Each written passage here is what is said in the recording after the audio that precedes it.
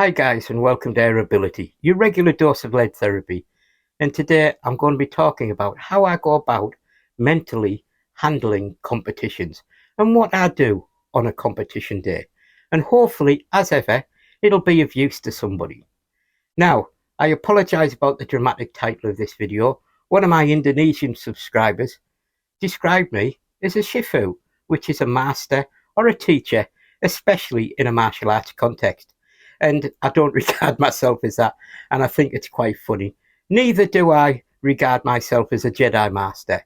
But you know, if you come to watch a Jedi Master, this is not the video you're looking for. Anyway, let's talk about 6 attributes that I try to encompass when I'm shooting in a competition.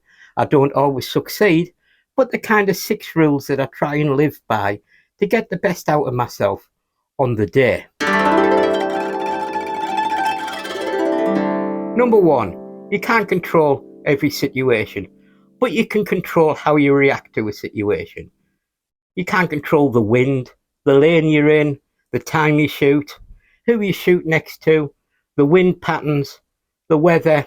There's all sorts of stuff you can't control, but you can control whether you catastrophize this and make the worst of it, or you make the best of it and get stuck in. Because remember, there's nobody else out there having an easy time. There's nobody else on the same detail as you having conditions that would be similar to being indoors. No, they're all struggling with you, and it's down to who can adapt and make the best of the situation will win.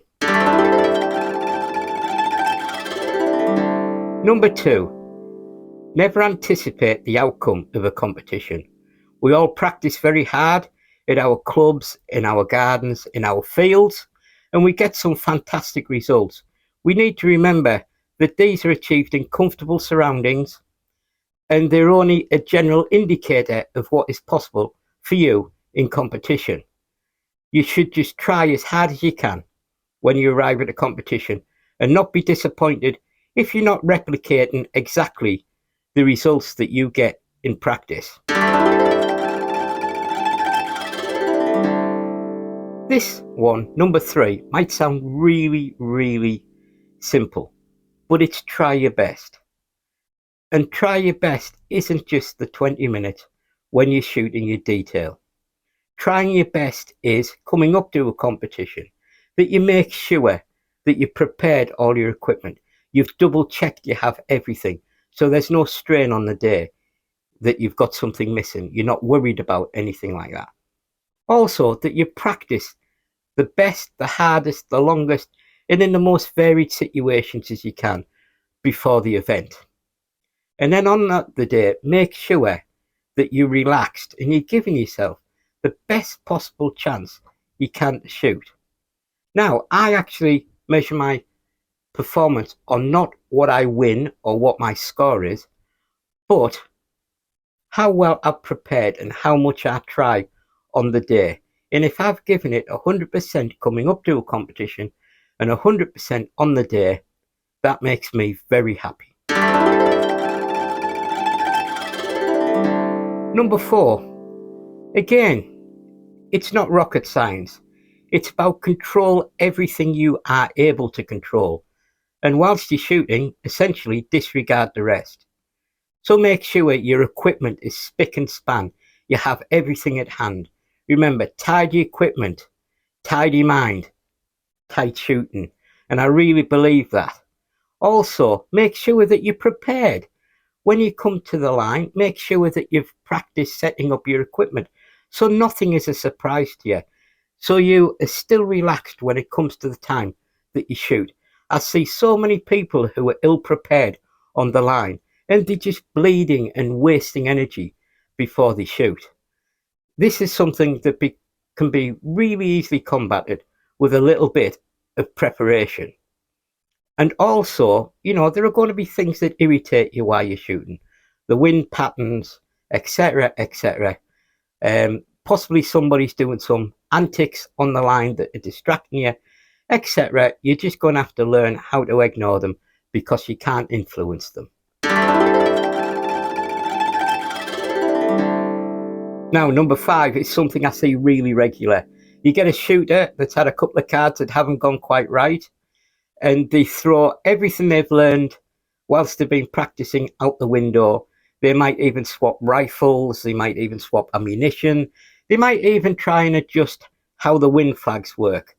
I don't understand this approach, because you have proved, with the data throughout all your practicing, that your setup works the best for you. How are you going to chop and change it in the middle of an event to be an advantage to you? What you need to do is stick with how you prepared all the way through the event, and if revisions need to be made, make them in a more relaxed, controlled manner before the next event.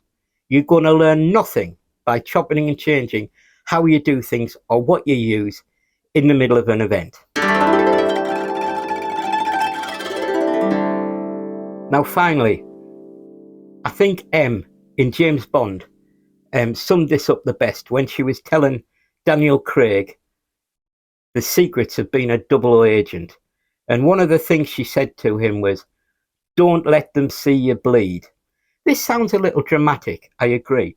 But if you're not having a good day at a competition, why let the world know? Why empower them that they know you're having a bad time?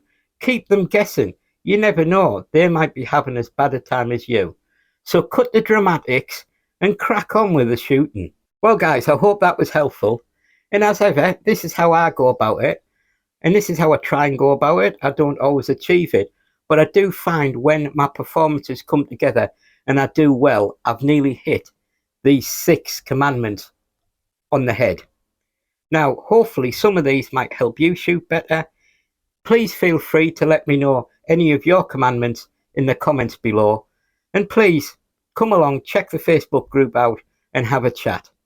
Until then, guys, remember, you keep living the airgun dream and stay positive. Bye-bye.